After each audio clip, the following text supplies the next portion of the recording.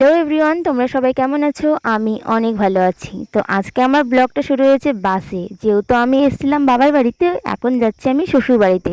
তো বাসে উঠেই ফার্স্টে আমি কিছু স্ন্যাক্স, কিছু কেক খেয়ে নিয়েছিলাম। এদিকে আমার মেয়ে দেখো বসে আছে। তারপর দেখো বাস ছেড়েও দিয়েছে। এটা হলো গঙ্গারামপুর বাস স্ট্যান্ড। গঙ্গারামপুর অনেকে চেনো, অনেকে চেনো না, কিন্তু মালদার তো সবাই চেনো। মালদা থেকে প্রায় 1.5-2 ঘন্টা লাগে গঙ্গারামপুর আসতে। দেখো এক এক করে কসমো বাজার সব পার করে ফেলেছি। আর আমার মেয়ে দেখো বাসে উঠলে কিন্তু এখন আর একটুকু ভয় পায় না, কত সুন্দর মজা করেও খেলা করে। তো দেখো কথা বলতে বলতে এদিকে চলে আসলাম চৌরঙ্গি মোড়। এই জায়গাটা জাস্ট ওয়াও, রাত্রেবেলার ভিউটা জাস্ট কি বলবো, এতটা সুন্দর লাগে না। তো চলো ভাবলাম এত জেগে থাকলে শরীরটা খুব খারাপ লাগবে, তাই রাত্রে এগরোল খেয়ে চাউমিন খেয়ে আমি ঘুমিয়ে পড়েছিলাম।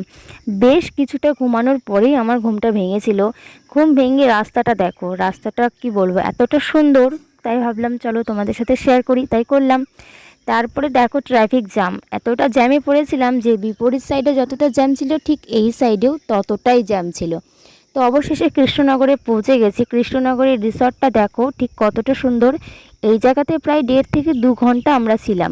তো তারপরে কৃষ্ণনগরে বাসে উঠে পড়েছি বাড়ি আসার জন্যে। ঠিক আমাকে দেখে বুঝতেই পারছো আমি ঠিক কতটা টায়ার্ড।